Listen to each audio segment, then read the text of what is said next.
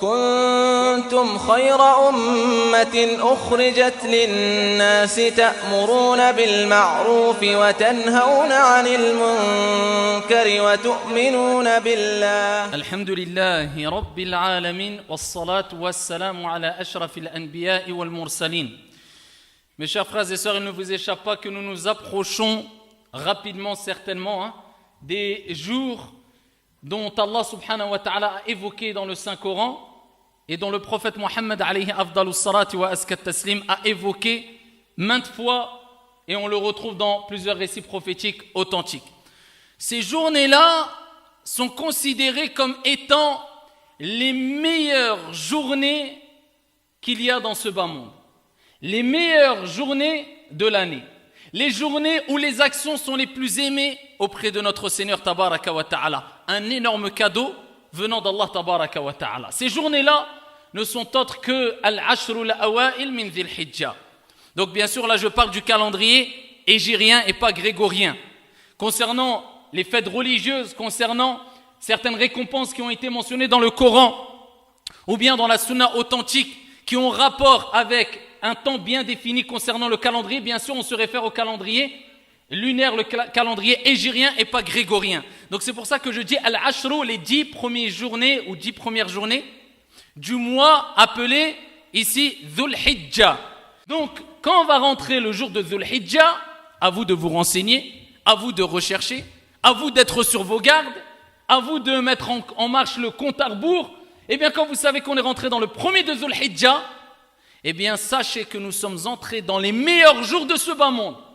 Les jours où les actions sont les plus aimées auprès d'Allah subhanahu wa ta'ala.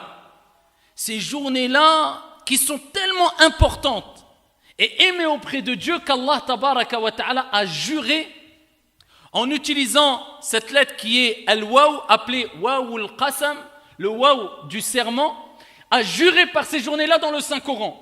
Et Allah tabaraka wa ta'ala, notre Seigneur, l'immense, al-azim, ne jure que par ce qu'il y a de azim, d'immense. Allah dit dans le Coran, wal fajr, par l'aube, wa layalin ashar, et par les 10 nuits. Eh bien ici, Ibn Abbas, Turjuman al-Qur'an, Mujahid, comme l'a rapporté Ibn Kathir, al-Mufassir dans son tafsir, disent que cela a comme référence, ou fait référence plutôt, aux 10 premières journées de Dhul Hijja. Donc Allah tabaraka wa ta'ala a juré par ces journées-là pour nous montrer la grandeur, l'importance, la valeur qu'ont ces journées-là ici auprès d'Allah Azza wa Jal. Deuxième des choses, rapporté par Al-Bazzar bisanadin Hassan, le prophète alayhi afdalus salatu wa askat taslim a dit explicitement afdalul ayyam, les meilleurs des jours ici, d'ici-bas, de ce bas monde, eh bien sont ces 10 journées-là, les 10 journées de Dhul Hijja. Et il dit ensuite, c'est ces journées-là qui sont mentionnées dans le verset coranique de Surat Al-Hajj, et j'abrège, entre autres, Allah tabaraka wa ta'ala dit en parlant de ces journées-là, وَيَذْكُرُ اسْمَ اللَّهِ فِي أَيَّامٍ مَعْلُومَاتٍ. Et il mentionne, donc lors de ces 10 journées-là, ils mentionnent leur Seigneur, ils évoquent leur Seigneur, ils font du dhikr. Al-dhikr, c'est le fait de se souvenir, de se rappeler d'Allah tabaraka wa ta'ala, et on va en parler. Ils se rappellent, ils évoquent fréquemment Allah Azza wa Jal dans ces journées ici déterminées ou fixées. Et Allah tabaraka wa ta'ala nous dit dans le Saint-Coran aussi, وَاذْكُرُوا فِي أَيَّامٍ مَعْدُودَاتٍ, dans un autre verset coranique, et évoquer Allah tabaraka wa ta'ala dans des journées bien déterminées. Donc on a dit le premier verset coranique faisait référence au quoi? Aux 10 journées. C'est-à-dire Allah nous indique et nous rappelle l'importance d'évoquer Allah pendant les 10 journées, les 10 premières journées de Dhul Hijja. Dans le deuxième verset coranique que je viens de citer, وَاذْكُرُوا فِي أَيَّامٍ مَعْدُودَاتٍ, et évoquer Allah tabaraka wa ta'ala dans des journées bien déterminées. Al-ulama wa minhum Ibn Abbas wa ghayru ont dit que cela fait référence aux jours appelés Ayyam al-Tashriq, c'est-à-dire les 3 journées qui suivent le jour de l'Eid. C'est des jours de fête pour le musulman. Et donc pendant ces journées-là, eh bien il est demandé aux musulmans d'évoquer son Seigneur tabaraka wa ta'ala fréquemment aussi. De toute manière, il est demandé d'évoquer Allah Azza wa Jal de façon fréquente, en dehors même de ces journées-là. Que dire de ces journées-là? Rapporté par l'imam Ahmad, rahmatullahi alayhi, Le prophète alayhi afdalus salati wa azkat taslim nous dit les journées les plus importantes. Donc on voit que c'est les journées les plus aimées auprès d'Allah. Et là le prophète nous dit les journées les plus importantes auprès de notre Seigneur tabaraka wa ta'ala sont les 10 journées de Dhul Hijjah, les 10 premières journées. Et il dit les œuvres sont les plus aimées auprès d'Allah Azza wa Jal et augmentées pendant ces journées-là. فَأَكْثِرُوا فِيهِنَّ مِنَ التَّهْلِيلِ وَالتَّكْبِيرِ وَالتَّحْمِيدِ. Et il nous rappelle encore le fait qu'il est demandé d'évoquer fréquemment à Allah Azza wa Jal, notre Seigneur. Et à titre d'exemple, le prophète alayhi salatu wassalam nous dit augmenter le takbir, le fait de dire Allahu Akbar, Allahu Akbar. Le tahlil, le fait de dire La ilaha illallah, c'est la meilleure parole.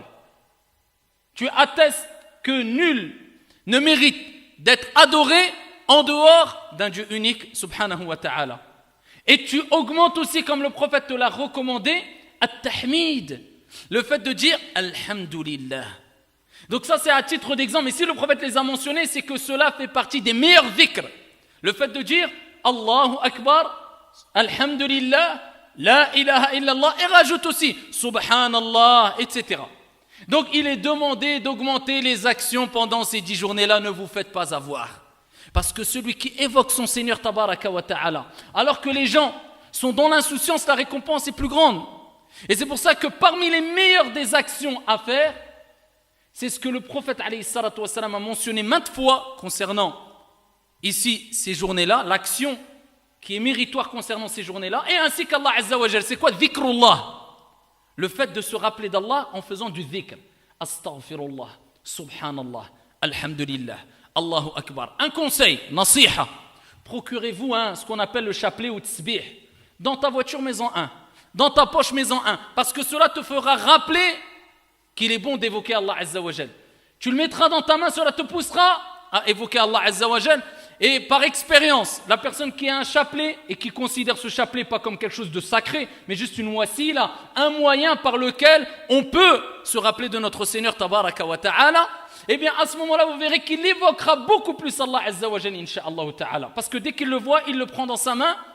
Peut-être ça va l'utiliser il va l'utiliser pour déstresser aussi, mais il saura que c'est un moyen pour dire Subhanallah, Alhamdulillah, Allahu Akbar. Et la récompense est énorme. À titre d'exemple, Ja'a fi sahih, le prophète alayhi salatu wa sallam dit celui qui dit 100 fois dans la journée Subhanallah wa bihamdih, tout simplement. Pureté et louange à Dieu. 100 fois. Subhanallah wa bihamdih. Subhanallah. Ça met combien de temps? Tu as un chapelet? Eh bien, fais le test. C'est en général dans les chapelets 33. Eh bien, 3 fois 33, tu rajoutes une fois, ça prend combien de temps? 3 minutes, 4 minutes? Eh bien, Allah Azza wa Jal lui pardonne tous ses péchés, même si ses péchés sont aussi abondants que l'écume de la mer. Allahu Akbar. L'écume de la mer, c'est ce qu'on voit de blanc avec les vagues dans la mer. Eh bien, même si tu as autant de péchés que l'écume de la mer, Allah, il te pardonne tout. Donc, fais du dhikr beaucoup dans la journée, profite du dhikr, ya Abdallah. Donc, augmentez le dhikr et sachez qu'Allah a fait l'éloge de ceux qui font beaucoup de dhikr. Astaghfirullah, subhanallah, alhamdulillah. Allah, il dit dans le Coran, وَالذَّاكِرِينَ اللَّهَ كَثِيرًا. Il n'a pas dit وَالذَّاكِرِينَ اللَّهَ فقط. كَثِيرًا وَالذَّاكِرَاتِ أَعَدَّ اللَّهُ لَهُمْ مَغْفِرَةً وَأَجْرًا عَظِيمًا. Allah, il dit, et celles et ceux qui évoquent, mais pas qui évoquent simplement, qui évoquent fréquemment beaucoup Allah Azza wa Jal, Allah leur a préparé un pardon et une énorme récompense auprès de lui, c'est-à-dire al-Jannah. Allahumma aj'alna min ahli al-Jannah. Ceux qui évoquent et beaucoup Allah, beaucoup, rapporté par l'imam Muslim. Le prophète alayhi salatu wassalam a dit aux compagnons, sahaba, c'est pas n'importe qui, il dit, sabaq al-mufarridoun, ils vous ont devancé. Al-mufarridoun, qila, wa man al-mufarridoun ya Rasulallah, ils ont dit, mais qui sont ces al-mufarridoun? Qui sont ces gens-là qui nous ont devancés ya Rasulallah? Et le prophète alayhi salatu wassalam a dit, al-dhakirin Allah kathiran wa al-dhakirat. Allahumma aj'alna minhum. Il dit celles et ceux qui font beaucoup de dhikr, ils vous ont devancé. Rubbama une personne parle beaucoup dans la journée. Il montre de façon apparente qu'il est pieux, mais celui qui se tait, qui est discret et qui fait beaucoup de dhikr, eh bien l'a devancé. Voilà pourquoi le prophète il a dit ils vous ont devancé. Celles et ceux qui font beaucoup de dhikr. Subhanallah, alhamdulillah, la ilaha illallah, Allahu akbar. Surtout pendant ces journées-là, les 10 jours de Dhul Hijjah, il prend une habitude de faire ça tout au long de tout au long de ta vie, ya Abdallah. Parmi les bonnes actions à faire, as-siyam, le jeûne. Rapporté par l'imam Muslim, eh bien des épouses du prophète alayhi salatu wa sallam ont dit que le prophète sallallahu alayhi wa sallam faisait as-siyam les 9 journées de Dhul Hijjah, pas la 10e, les 9 journées de Dhul Hijjah. Il jeûnait les 9 premières journées de Dhul Hijjah. En tout cas, ce qui est recommandé, eh bien, c'est de faire cette action qui fait partie des meilleures des actions pendant les journées où les actions sont les plus aimées auprès d'Allah Azza wa Jal. Khair ala khair, nour ala nour. Bien sur bien, lumière sur lumière. As-siyam. Essaye de jeûner pendant ces 10 journées-là. Si tu n'as pas les capacités, essaie de faire au moins Yawmu Arafah. Vous connaissez toutes et tous le hadith où le prophète alayhi afdalus salati wa taslim a dit celui qui jeûne le jour de Arafah, pas pour ceux qui font le hajj, ceux qui restent ici, ceux qui jeûnent le jour de Arafah, c'est-à-dire la veille de l'Eid, le jour de Arafah, eh bien ils auront la récompense. Le prophète a dit j'espère d'Allah Azza wa Jal la récompense ici qui est la suivante, l'expiation, ou plutôt l'expiation qui est la suivante, l'expiation de 2 années de péché. Sanatan, 2 années. Combien de péchés on fait dans une journée, billahi alaykum? Dans une semaine, dans un mois, dans un an. Rahmatullahi azza wa jal wasi'a. Regardez Allah comment il nous pardonne facilement les péchés. Car Allah il veut notre khir, il veut notre bien. Il veut qu'on le rencontre sans péché, qu'on rentre au paradis. 2 années, 1 année de péché passé. Et regardez la miséricorde d'Allah. 1 année de péché à venir. Tu n'as même pas encore fait un péché, Allah il te pardonne. Pourquoi? Une journée de siyam, une journée de jeûne. Le jour de Arafah. Ratez pas cette journée de jeûne de Arafah. Parmi les bonnes actions pendant ces journées-là, et parmi les meilleures des actions qui réunit tout, il y a quoi? Al-Hajj. Et on implore Allah Azza wa Jal de faciliter le Hajj à tous celles et ceux qui ne l'ont pas accompli. Amin. Ici, le pèlerinage, c'est parmi les meilleures des actions. Et la récompense est énorme. À titre d'exemple, le prophète alayhi salatu wa salam fait sahih, il dit Al-Hajjul Mabrour. Le Hajj pieusement accompli, sincèrement et conformément, laysa lahu jaza. Il n'a pas d'autre récompense, illa al-jannah. Il n'a pas d'autre récompense que le paradis. Il n'y a pas d'autre, c'est le paradis. Celui qui fait le Hajj pieusement accompli, il a le paradis, al-jannah. Rawahu ibn Hibban bi sanadin sahih. Le prophète alayhi afdalus salati wa taslim a été interrogé sur la récompense de le Hajj. Regardez le prophète ce qu'il dit alayhi salatu wa salam. Il dit celui qui fait le Hajj, quand il sort de chez lui, il prend sa monture, peu importe sa monture. Dès qu'il il prend sa monture, et là il fait référence aux montures qu'ils avaient à l'époque, chameau, cheval, etc. Il dit, il n'y a pas un pas que fait sa monture sans qu'Allah Azza wa Jal, dès qu'il sort de chez lui, il est dans une ibada. Sans qu'Allah subhanahu wa ta'ala ne lui efface un péché ou ne lui accorde une bonne action. À chaque fois. Donc dès que tu sors de chez toi, tu es dans une ibada. Chut, faut pas se plaindre. Attention de gâcher ton hajj. Te dispute pas, te plains pas. Isbir wa ihtasib. Patiente et espère la récompense d'Allah, sinon tu vas tout gâcher. Dès que tu sors de chez toi, tu es dans une ibada. Et il dit, le jour de Arafah al-Hajj, Allah descend au degré le plus ciel, au niveau le plus bas du ciel. Et il se vante de ses serviteurs. Et il dit, regardez mes serviteurs devant le malaïka.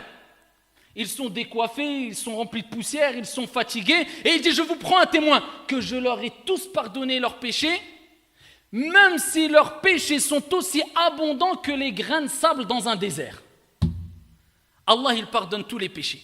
Et il dit, quand il jette les pierres dans Jamarat, il ne connaîtra sa récompense, elle est tellement énorme, il ne connaîtra sa récompense qu'au jour de la résurrection.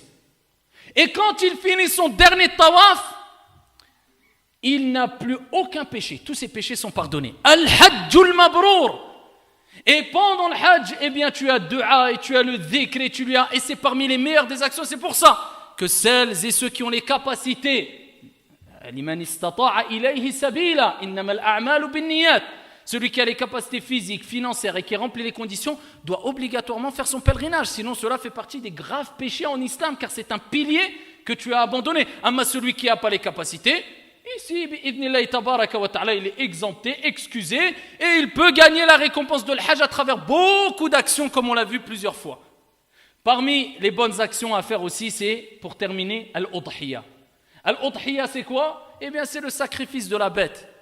Eh bien, le jour de al-Eid, après la khutbah, au moment de Duha, et c'est pour ça qu'on appelle al-udhiyya, car ici, cela a référence avec le terme ad-duha et le moment de ad-duha, parce qu'on sacrifie la bête que quand Doha est rentré, eh bien, cette journée-là, le sacrifice fait partie des meilleurs ibadat et des plus grands actes d'adoration et des actes d'adoration les plus aimés auprès d'Allah tabaraka wa ta'ala. Et là, je m'adresse à celles et ceux qui négligent ici cette recommandation prophétique, car chez Al-Jumhur, chez la majorité des savants et des écoles juridiques, ils considèrent que c'est une sunna, pas une sunna simplement, mais une sunna mu'akkada, fortement recommandée. Et certains comme Al-Ahnaf, Inda Al-Hanafiya, ils considèrent que c'est obligatoire de faire le sacrifice pour celui qui a les moyens, bien sûr, pour celui qui a les moyens. Mais certains négligent, ils ont les moyens, mais ils préfèrent faire devancer telle ou telle chose. Eh bien, nous leur disons que l'udhiya est faite et accomplie, ce sacrifice-là de la bête le jour de l'Eid, en commémoration à l'événement qui a marqué l'histoire islamique. Quand Allah Jalla wa Ala a éprouvé Ibrahim alayhi salam, il a éprouvé sa foi à travers l'histoire très connue, quand Allah tabaraka wa ta'ala a révélé à Ibrahim qu'il fallait sacrifier son fils Ismaël. Et c'était un test pour tester sa foi. Et Ibrahim a réussi ce test et ensuite Allah Jalla wa Ala a descendu un mouton et ici Ibrahim alayhi salam a sacrifié la bête. Eh bien nous, Allah nous éprouve que un peu dans nos poches et on a du mal. Allah ne nous a pas éprouvé dans le sacrifice comme il a éprouvé Ismaël dans notre juste pour sortir un peu d'euros et tant ça commence. C'est trop cher, c'est quoi ces prix? Tais-toi, au scout, ça c'est pour Allah que tu le fais. Ça c'est une autre histoire. Le hajj il est trop cher, c'est une autre histoire, c'est un autre débat. Il peut y avoir débat, oui il y a des choses qui est en tort, qui n'est pas en tort. Mais au moment où toi tu donnes de l'argent, tu es fils sabilillah, tu le donnes pour Allah, tais-toi, te plains pas. Et plus c'est cher, plus tu as donné de l'argent, plus tu es récompensé. De quoi tu te plains? Bien sûr, si tu n'as pas les capacités, ne donne pas. Et l'histoire est réglée, tu es exempté. Mais pourquoi tu fais des longs débats comme si tu le faisais, c'était une corvée pour toi? Tu le donnes pour Allah. Et ce qui est recommandé,